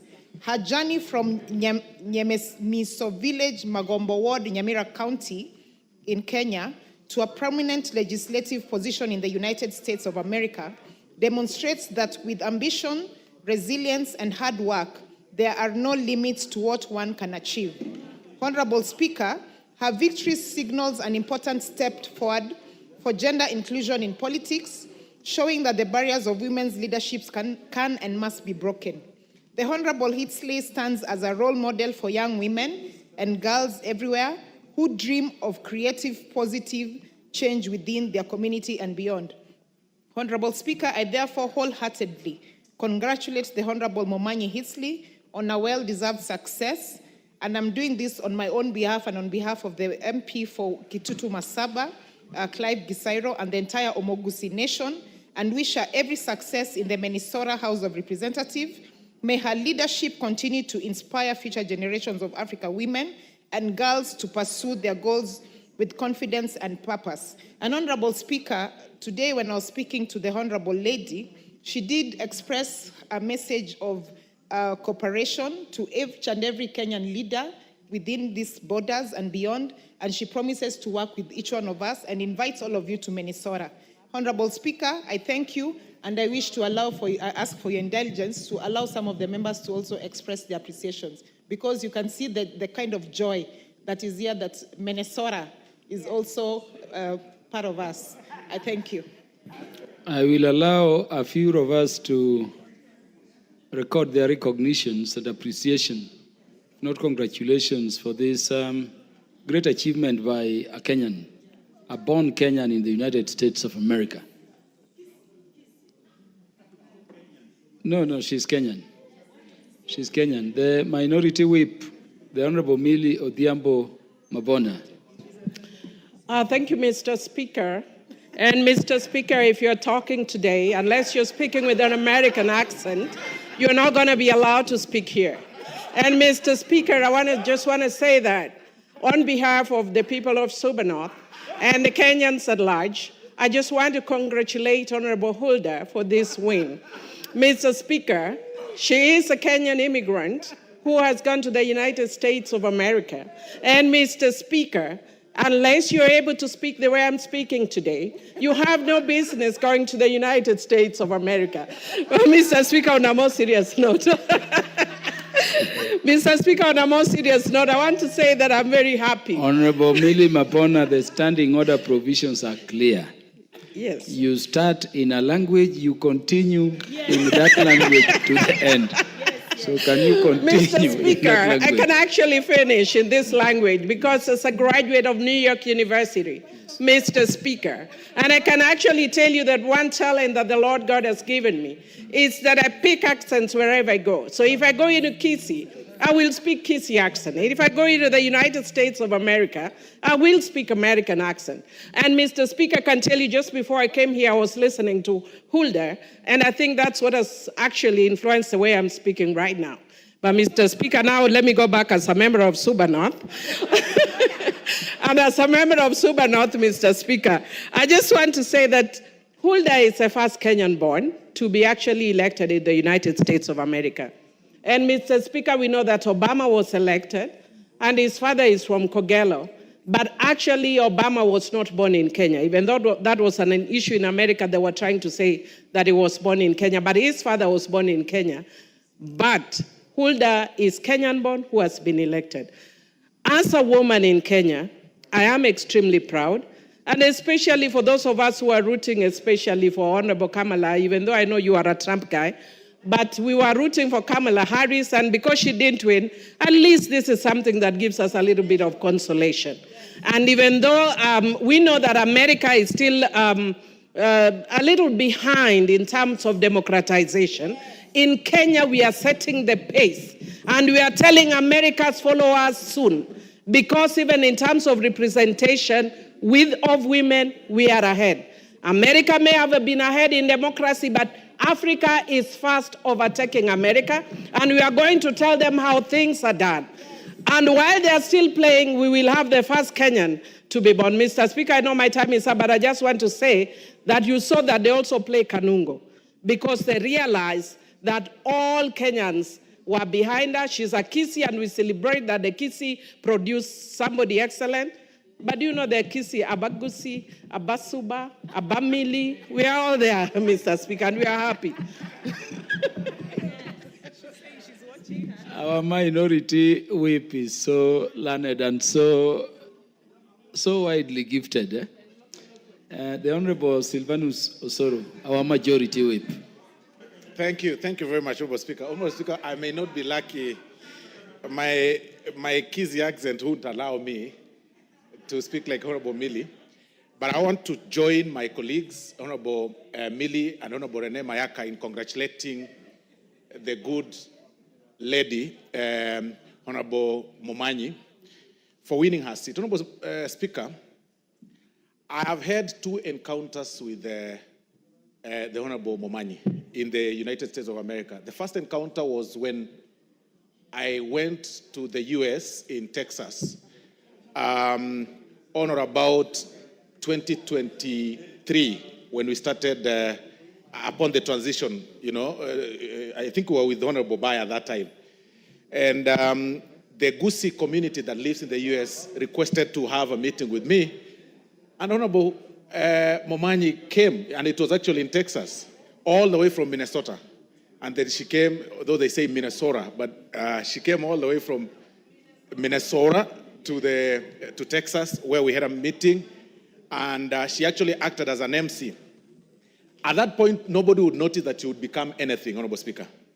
Fast forward, in the recent visit by His Excellency the President to Washington, D.C., I was privileged to accompany His Excellency the President. And while in the White House, that tall, slender lady, very beautiful, approached me again and told me, "You remember me?" I told her I couldn't. I mean, I can't remember you. Then she told me, "If you don't mind, we perhaps could have some, omogusi delicacy today at the Swahili restaurant in Washington, D.C. She treated us alongside Honorable Pio and I, who was then the minority leader, for dinner, and now CS, Honorable Speaker, over dinner. And it's at that point, Honorable Speaker, that she told us that she's going for that seat. In fact, if Honorable Pio was to be here today, he would have told you that nobody saw it coming. Because the way she expressed her interest and with simplicity, you wouldn't imagine that at the end of the day, she will garner 65% to become victorious in that particular place. Honorable Speaker, that shows that no person is limited. We all have something that you can achieve.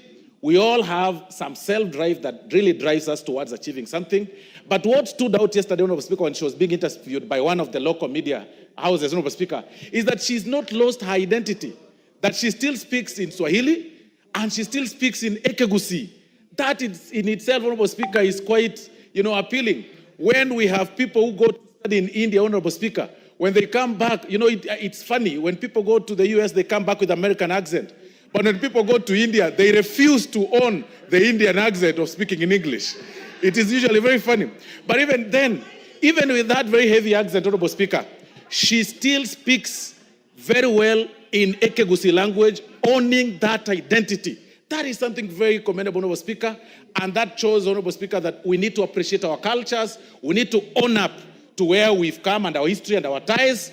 And what I'll tell Honorable Speaker is that the sky is the limit. I see the first female president of the United States of America in Honorable Huldah Momanyi. Thank you very much, Honorable Speaker. Thank you. The Honorable Donya Doris.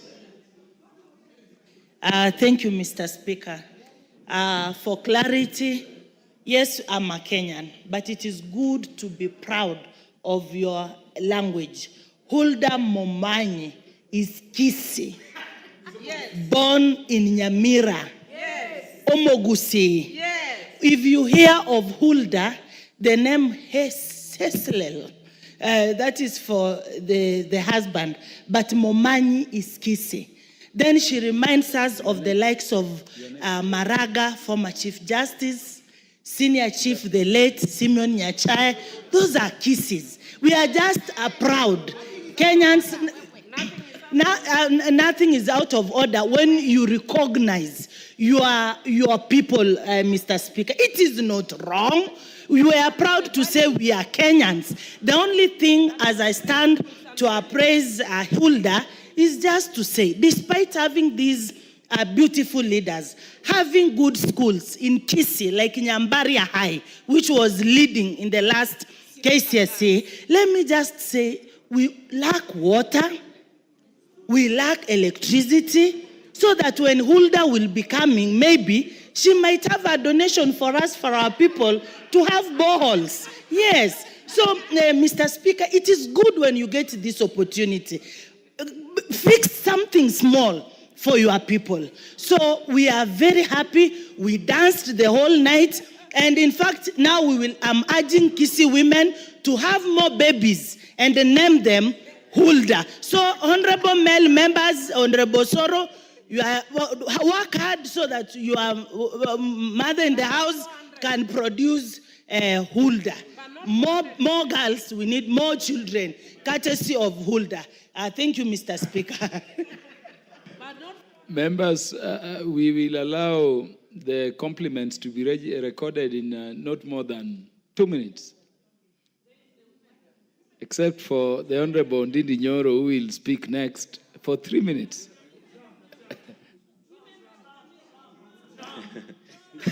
Thank you very much, Honorable Speaker. I also rise to congratulate our very eloquent and intelligent lady in the US.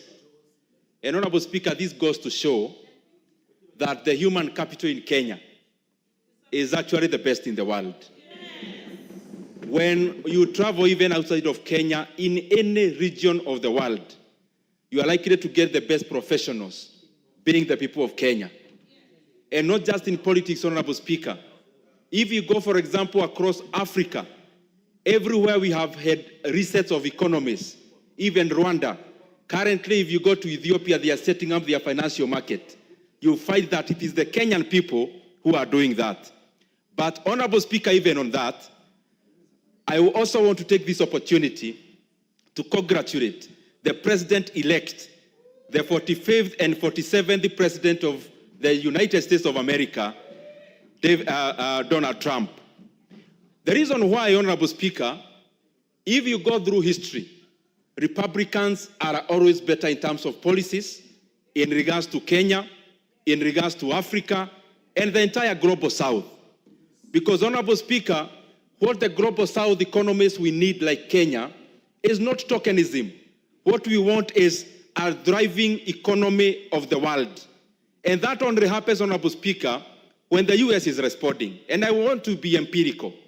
The previous administration, Honorable Speaker, they have had to raise the Fed rate, the interest rates in the Federal Reserve, for 11 times consecutively, from barely 0% to 0.05% to 5.25%, Honorable Speaker. This may sound like jargons, but the ramifications are here in this parliament. When we are allocating money, and we find we are allocating a lot of money for debt, some of this money we allocate for debt service, Honorable Speaker, is based on the interest rate. And the interest rate in the Fed also percolates to our own capital markets. It is usually said, Honorable Speaker, that when the economy of the world sneezes or coughs, the other economies catch cold. And I want to believe that going forward, the United States will be more responsible in exercise of their power, and especially given the fact that their currency is the global reserve. And, Honorable Speaker, the same reason we saw yesterday, after the win, we saw the markets across the world responding. We saw Dow Jones, we saw all the global markets responding positively, because every person in the world knows that Republicans are better for the economy of the world, are better for the global South, and we look for very good. Why did you disconnect Honorable Ndindi Nyoro when talking about Trump? Honorable Speaker, as I wind up, I was just trying to say, history, we say that the laboratory of economics is history. And the only place to see how things work is to look at how they have worked before. If you compare democratic regimes in terms of the Democrats and the Republican regimes, you find that when there are Republicans in power in the US, the economies of the global South perform better. And the more the reason, because this is known, that we see, Honorable Speaker, after the win by the Republicans, we saw a response, a positive response in the markets in the US and across the world. But there is only one pitfall, Honorable Speaker, as I finish. Again, when there is sentiment of a strengthening economy in the US, we'll have a tendency of dollar becoming stronger. Unfortunately, when the dollar becomes stronger, means it is in respect to other currencies. But I want to report to this House, even looking at the tendency of our Kenya shillings against the greenback from yesterday, it shows the Kenyan fundamentals have been grounded, and the more the reason we have seen, even when the dollar is strengthening, our shilling is also strengthening. And lastly, we also hope the United States will also not bring about a lot of economic wars, and especially with China. We do not expect to see the kind of tariff wars, because they also affect our economies. So we expect that going forward, we'll see sunshine where the same US economy have poured cold water in the economies. We foresee, Honorable Speaker, that going forward, we will have warmth in the economies like Kenya, and we'll see progress across all the economies of the world. I thank you, Mr. Speaker. Thank you, Chair, Budget Appropriations Committee. The Honorable Jerusha Mumanyi. Thank you, Honorable Speaker.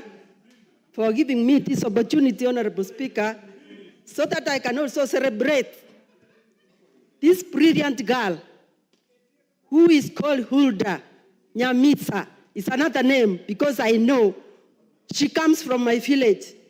She's called Nyamitsa Momanyi. And you also know that I am Momanyi Jerusha. That means we share that name from the same parents. I want to congratulate this girl because she acknowledged that we are not even able to explain. We are so happy. The people of Nyamira are so happy. The people of Kenya are so... And it really is not a preserve of the Honorable Jerusha Momanyi. They are not related. They just come from the same area. Thank you very much. Honorable Soro, for the avoidance of doubt, in Africa we don't have cousins. Yeah, we don't. We are brothers and sisters. So continue, Honorable Jerusha Momanyi. Sure, Honorable Speaker, thank you for informing your Soro. Soro should know that whoever is called your name and who comes from your village, that is your sister or your brother. I'm so grateful that Hulda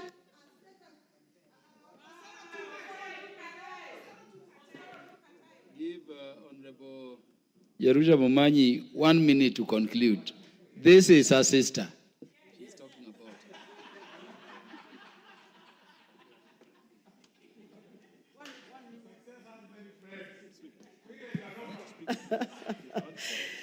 We are so happy. That is why Osoro is also excited like I am excited.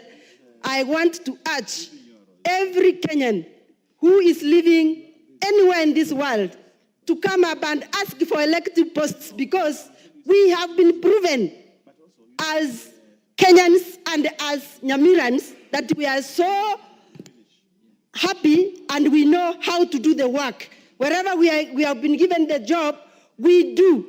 It is because of the hard work of Hulda, because of high resilience and the love that she had for his people. That's why she has been elected. We wish her the best. We wish her success as she moves along.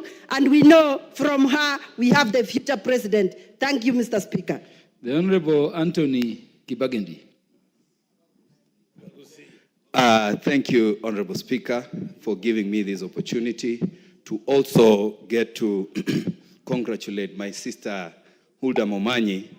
Hulda Momanyi is an excellent community leader who understands that leadership is not about taking advantage of people, but making a difference right where you are, right where you are planted. She is the immediate former chair lady of the Mwanyagetinge community group in Minnesota. In Brooklyn Park, you know what I'm saying? You know what I'm saying? Yeah. So when I visited Minnesota some time back, Honorable Speaker, I got a chance to be introduced to this wonderful lady by a gentleman called Sammy Reri. And it is in that time that this lady was again preparing to run for a seat around Brooklyn Park, where she wasn't successful. And because of her resilience and her determination, she has gotten an opportunity to be elected. And I believe this wonderful lady, who has consistently shifted from seeking societal legitimacy or validation to constructing what I can call a meaningful legacy through bringing together the Kenyan communities living in Minnesota and the African communities. We have a lot of Liberians, we have a lot of people from Somali, and the Kenyan community there that she has put together to fight for their rights. So we appreciate her, and we hope this wonderful lady will go on to become an even bigger star and rise even. The Honorable Beatrice Elachi. Allow me also to ride on and to appreciate Honorable Mayaka for just allowing us to celebrate a Kenyan lady, Hulda, Mr. Speaker, who has also broken a record that she vied on a party of Democratic Farmer Labor Party. I just want to tell her, you went the Kenyan way, which is an affiliate of the Democrats Party, Mr. Speaker, but to really say that this is one lady who also was against a librarian woman, it shows the resilience of the immigrants and that they are committed to build America and make America great. And I am hoping President Trump will be able to appreciate Africa, that he will look in his eyes and realize we are people who love people the way the Republicans do. And so for me, as she goes into the Congress with her values of equitable in housing, access to health, that we shall see a good policy on reproductive health from the Republicans, and that they will remember the embassy that we have now, where many Kenyans have gone and suffered at the embassy. And we need to have a policy, Speaker, that says if indeed I'm not going to get my visa, then they can charge us consultancy. And I'm hoping the Republicans will do that and refund people money the way we have lost money at the embassy of the US. Thank you, Mr. Speaker. The Honorable Jabat Nyakundi.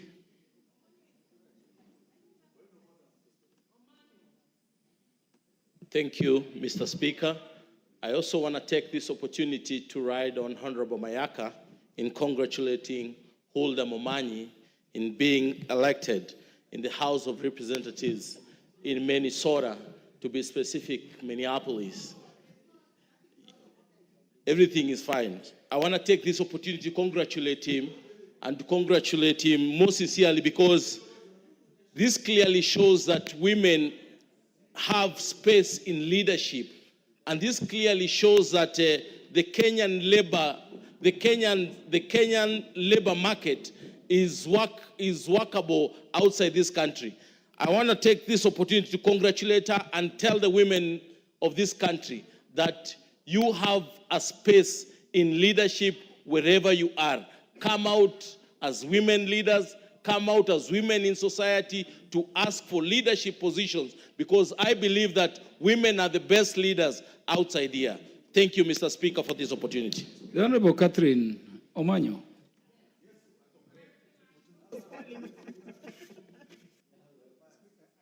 Thank you, Mr. Speaker. I am here just to celebrate, because when you look at her photo, she looks like me. Yes. And she is so daring, being a black woman, being black and being a woman and an immigrant, making it in the United States. I hope when Trump says he is going to deport people, he is not going to deport our Huldah. Otherwise, there will be trouble. The whole world will stop, because racism in today's world should not be encouraged. So I hope by her being elected in that parliament, she is going to calm Trump, so Trump cannot do whatever he said. Yes. Two, I want to also say Osoro, what is out of order? that Osoro just wants to interfere. Sit, take your seat. Honorable Speaker, is the honorable member in order to impute improper motives on the president-elect of the United States of America, the 45th and the 47th president, President Trump, elected by the majority, who's won all the seats in all levels? Is she in order to impute improper motive that he wants to deport and intends to deport Huldah? I mean, can she table evidence? It is not possible. In fact, if it was Kamala, she would have deported Huldah. Honorable Speaker. Honorable Catherine Omanyo, remember the United States of America is a friendly nation. Trump's policy, one of the policy, was to deport immigrants. I am only quoting what President Trump said. It is in his policy. I beg Honorable Soro to go and read. The policy of President Trump is to deport immigrants. Is to deport illegal immigrants, not all immigrants. Least of all, no president of the United States can deport. Is a Kenyan who happens to have gone abroad and gotten elected. So let us all celebrate as Kenyans. Minority Whip, the nature of this engagement does not allow any more point of order. The Honorable Dido Raso, you want to say something in recognition of this excellence? Thank you very much, Honorable Speaker. Honorable Speaker, I join my colleagues in congratulating Hilda. In fact, last year in October, that is 2023, we visited the Minnesota State Parliament, and she was among those who conducted us. Actually, for the first time, we were able to see firsthand that the three arms of government can sit in the same building. And also, during that time, we were told that she was working closely with the governor of that state. She has broken the glass ceiling because, per se, she's not an American. She is a Kenyan American. And for her to discover those new horizons, then it means it is not a mean feat. It is a great achievement. So we congratulate her. She is not a Kenyan. Now she is an American. So thank you, Honorable Speaker. Yeah, because the Honorable Chepkonga is engaged, I want to give, so do so in the shortest time possible. After that, we are going to the statement by the Honorable Mulyungi. Thank you, Honorable Speaker. Honorable Speaker, I am speaking for and on behalf of Honorable Makilap. There's nothing, you are not biased. I am speaking on his behalf. Did I hear a member to shout that the presiding officer is biased? No, you are not biased. Could that member have the courage to stand when the speaker is up and say so? Yeah, the speaker is never biased. The speaker is an impartial, neutral, presiding officer of the House. Yes. Honorable Chepkonga will be heard in silence. Thank you, Honorable Speaker. Honorable Speaker, can you protect me from Honorable Makilap and Honorable Mili? You know, Honorable Mili, she's a very good lawyer, and she should maintain that integrity. You don't want to lose it. Honorable Chepkonga will be heard in silence. Thank you, Honorable Speaker. Honorable Speaker, may I take this opportunity to congratulate Representative Olda Momanyi. You know, I see people calling Honorable. She's called Representative Olda Momanyi. Mr. Speaker, you know, this tells you that the American dream is real. It is the land of the opportunity, where a Kenyan would go to the US and be elected. Mr. Speaker, I just want to remind you that the first Kenyan American president, Barack Obama, was elected the 43rd president of the United States of America. Mr. Speaker, I was in Minnesota, the twin city of Minnesota and Minneapolis in 1997. I was there for 5 weeks. At that time, Mr. Speaker, I was taken around by the Kisi community. At that time, Mr. Speaker, there were over 10,000 Kisis about 27 years ago. Mr. Speaker, and you know they were giving birth. So as we speak today, there must be in the region of 50,000. So electing a House of Representative person is easy, Mr. Speaker. And we want to congratulate those Kisis who live in Minnesota, Minneapolis, Mr. Speaker. It is a very nice city. For those who have never gone there, when there is winter, you don't need to come out of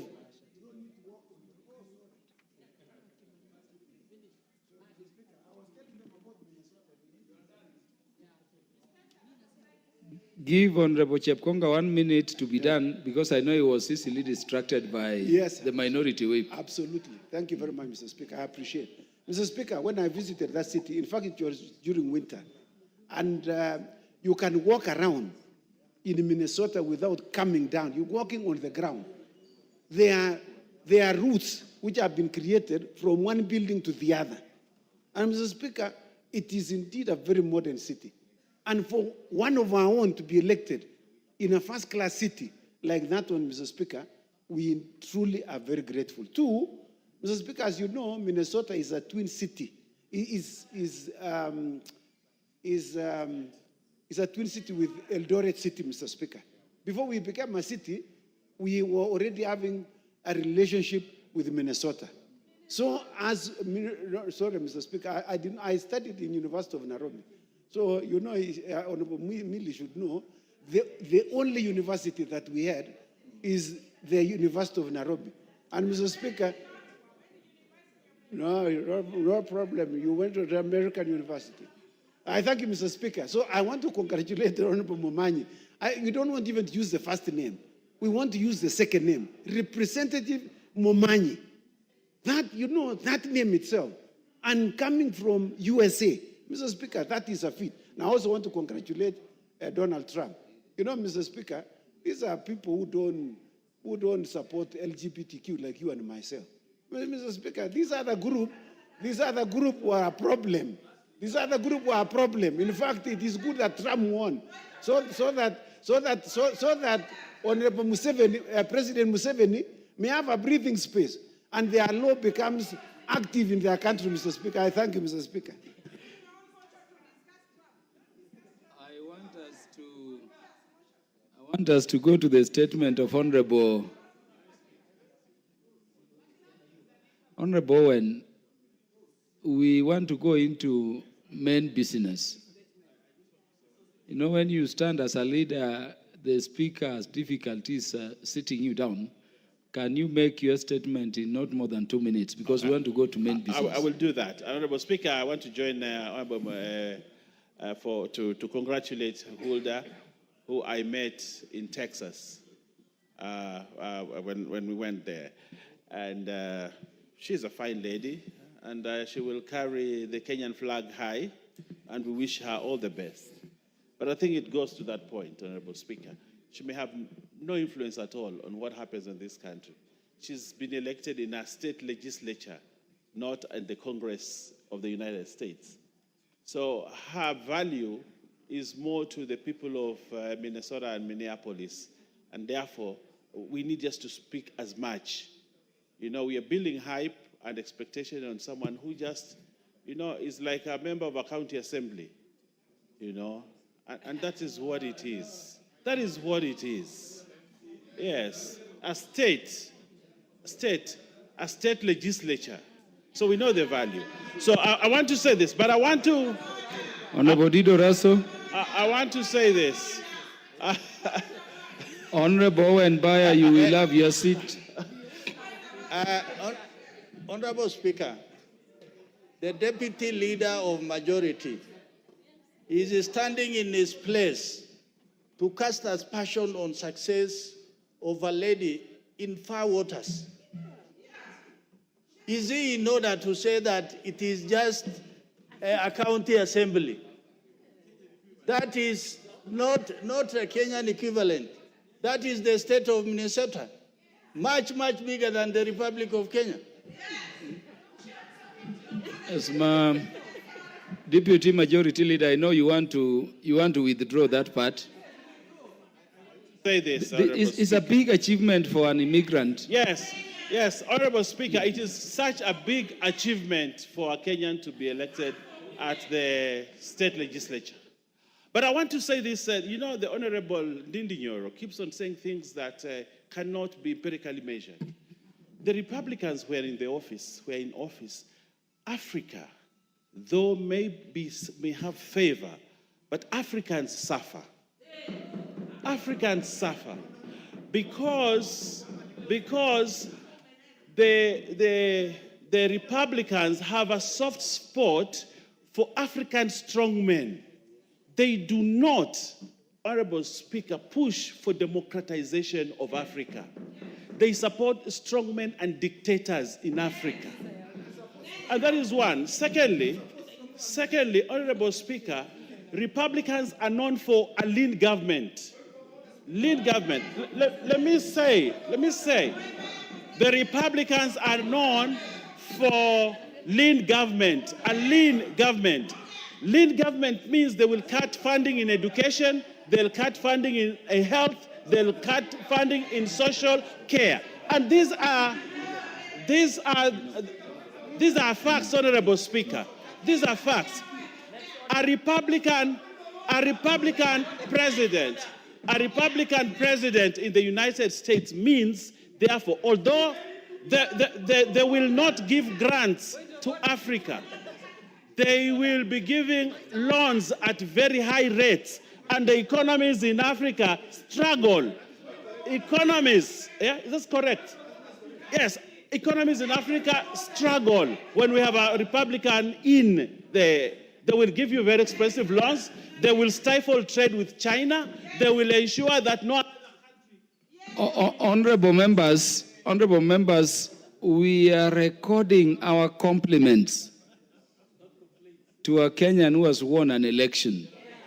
We are not here to diagnose the policies of Democrats, Republicans. Really, you know how to approach that if you wanted to go that way.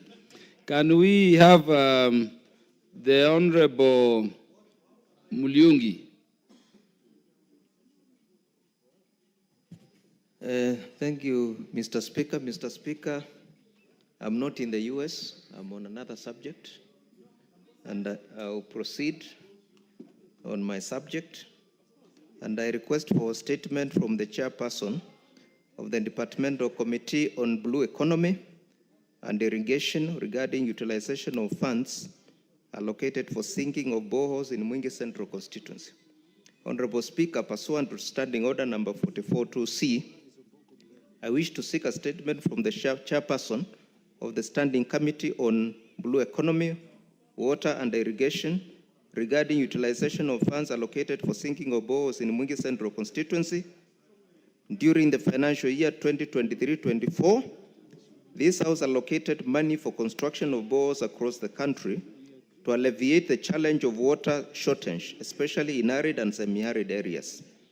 This House didn't, as part of Parliament's endeavor to facilitate access to ordinary Kenyans to their economic rights as envisaged in Article 43(1)(d) of the Constitution of Kenya. Specifically, Honorable Speaker, the House didn't graciously provide funding for two boreholes, one at Kavoko Primary School and another at Kalesi Primary School in Mwingi Central Constituency.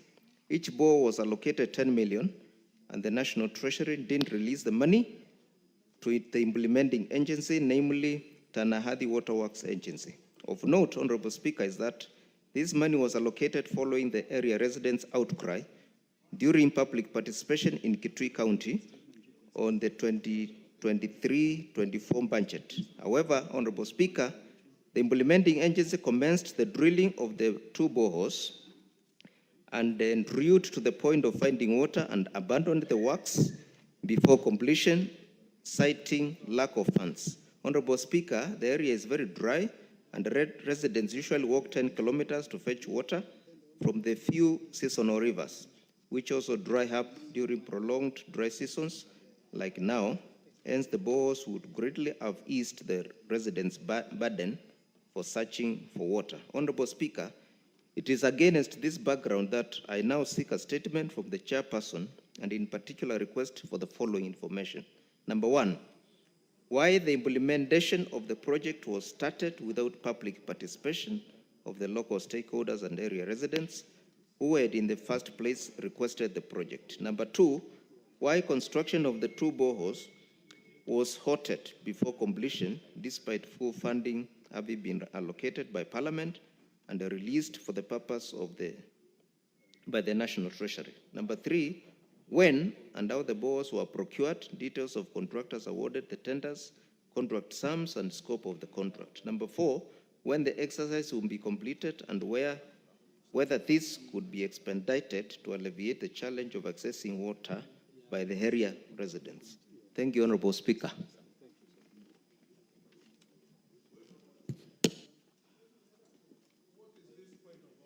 Honorable Muliungi, your request for statement is directed at which committee? the chairperson for Blue Economy and Irrigation. The chairperson for the relevant committee is Honorable Rosa Buyu in that committee. Give her the mic. Thank you, Mr. Speaker. I just want to confirm that I'm a member of that committee. My chair is engaged somewhere and is not in the House, but I want to confirm to the House that indeed I will relay the message or the question to him, and he will take due action, as expected, Mr. Speaker. By what time, Honorable Rosa Buyu? Mr. Speaker, by the end of today, I will have relayed the message to him, and he will therefore be able to... By what time should the House expect the response? Mr. Speaker, would I be in order to request for 2 weeks, Mr. Speaker? 2 weeks, Honorable Mulungi? That's okay, Mr. Speaker. Yeah, that's fine. Relay the message and let us have the Mr. response Speaker, within I 2 thank weeks. you. Yeah, thank you. The statement request by Honorable Catherine Omanyo, MP. The Chair, Defense, Intelligence and Foreign Relations Committee is to respond. You have the response, Honorable Kirima. Do you have the response? Yes, I have. Yes, give Honorable Kirima the mic. Thank you, Mr. Speaker, sir. On behalf of the Chairman of Defense, Intelligence and Foreign Affairs, Foreign Relations Committee, in response to the request for a statement by Hon. Catherine Omanyo, MP, Busia County, regarding the status of the fishermen in Bundarangi, Kenya, Uganda border area. Mr. Speaker, sir, the member for Busia County, Honorable Catherine Omanyo, MP, sought for a statement pursuant to Standing Order 44, subsection 2, on the harassment, arrests, and detention of Kenyan fishermen by Ugandan authorities at the Kenya-Ugandan border areas of Lake Victoria. She specifically listed the following concerns in a request for that statement. Steps being taken by the ministry with the government of Uganda to ensure that Kenyan fishermen in Lake Victoria are treated with respect and dignity, and that any disputes over fishing rights are resolved amicably and peacefully. B, statement, strategies put in place by the ministry to work with the Lake Victoria Fisheries Organization and other stakeholders to harmonize the fishing policies and procedures in the lake and to provide adequate support and protection to the fishermen, to the Kenyan fishermen. C, measures put in place to embrace security and sovereignty in the Lake Victoria and to collaborate with Ugandan authorities to prevent and punish any acts of harassment and extortion against Kenyan fishermen and by Ugandan authorities. Mr. Speaker, sir, the committee engaged the Office of the Prime Cabinet Secretary and the Ministry of Foreign and Diaspora Affairs on the above concerns listed by Honorable Catherine Omanyo, MP. I therefore wish to respond to the issues as follows. Honorable Speaker, on the step being taken by the ministry to engage with the government of Uganda to ensure that Kenyan fishermen in Victoria are treated with respect and dignity, and that any dispute over fishing rights are resolved amicably and peacefully, the Kenyan embassy and its diplomatic staff have effectively mediated specific disputes by engaging with the Ugandan Ministry of Foreign Affairs during the Kenyan-Uganda joint ministerial meeting held in Nairobi from 12th October to 14th May 2024. Stressed the need to address harassment of fishermen in Lake Victoria, and the meeting underscored the need to harmonize fishing laws and streamline the issues of fishing permits to improve accessibility. In 2022, the two countries also signed the Defense Cooperation Agreement in 2022 to address the harassment of Kenyan fishermen in Lake Victoria. The Minister of Foreign and Diaspora Affairs is actively overworking alongside other line ministries to ensure the effective implementation of these resolutions. Kenyan missions in Kampala and Dar es Salaam continue to protect Kenyan interests by liaising with authorities to ensure consular access to detained citizens. And furthermore, these missions collaborate closely with the diaspora associations of Kenya, in Uganda and Tanzania, maintaining continuous updates from associations officials on the status of any detained Kenyans. Security committees within counties bordering Lake Victoria have been briefed to remain vigilant in safeguarding the welfare of their citizens. All reported cases of arrests and diligently followed up with the aim of securing justice for these affected people. Honorable Speaker, on the strategies put in place by the Ministry to work with the Victoria Fisheries Organization and other stakeholders to harmonize the fishing policies and procedures on the lake and to provide adequate support and protection to fishermen, Kenyan fishermen. Honorable Speaker, the Kenya remains a committed member of the Victoria Fisheries Organization, an institution governed by the East African Community Treaty. Issues on Lake Victoria are primarily addressed at the bilateral level. Existing disputes concerning arrests have not been necessitated, escalated to regional forums.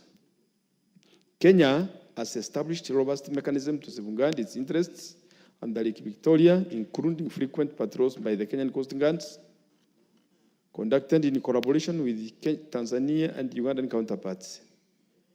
These coordinated patrols are intended to foster peace and the equitable utilization of the resources in Lake Victoria. Mr. Speaker, sir, and the measures put in place to ensure security and surveillance in the Lake Victoria and to collaborate with Ugandan authorities to prevent and punish any acts of harassment or extortion against Kenyan fishermen by Ugandan authorities, and in areas where jurisdiction lies within Kenyan waters, Kenyan authorities